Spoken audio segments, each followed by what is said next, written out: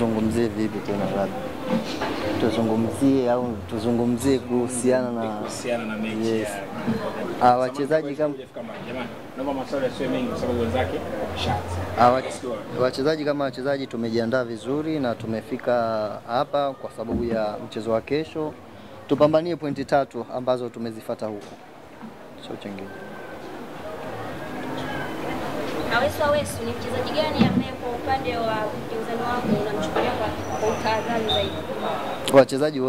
Wachezaji wote kwa sababu kushuka daraja kwao sio kwamba hawana wachezaji wazuri.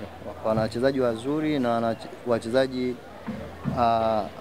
matured, wamekuwa kabisa kwa sababu washacheza mpaka timu zetu hizi mbili. Kwao ni wachezaji wakubwa kwa sababu wako timu za chini, lakini wana wachezaji wazuri. Awesu mmekosa makombe 3 mpaka hivi sasa. Mmebakiwa na ligi kuu tu. Hii kwani unawapa pressure kiasi gani na tahadhari gani ambayo mnakuwa mnaingia nayo?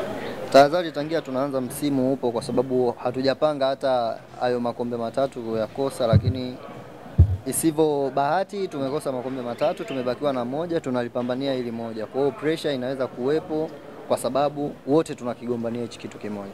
Matumaini ya Wanasimba ni juu yenu wachezaji katika mchezo unaosalia kwa ajili ya kwenda kutimiza yale ambayo wanatamani ndani ya msimu huu.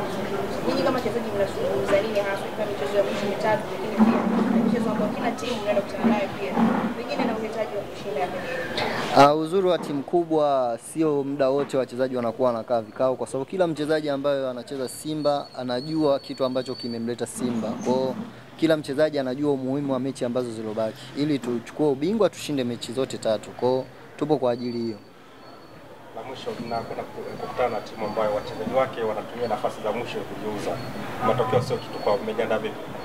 Sijaelewa swali lako. Wachezaji mnakwenda kukutana nao kesho, nafasi wanao si ya matokeo sana, ila ni hakuna kujiuza. Ninyi mmejiandaa vipi, mna pressure kiasi gani kwao? Mchezo utakuwa mgumu kwa sababu kama unavyosema wao wanakuja hana cha kupoteza na wanakuja wanacheza bila pressure. Kwa hiyo mtu yoyote ambaye anakuja anacheza bila pressure, haogopi kupoteza kitu chochote, anakuja ambavyo wewe hujafikiria. Lakini Simba kama Simba tumejiandaa vizuri na naamini tutakabili na tutashinda mchezo wetu wa kesho tukijaliwa.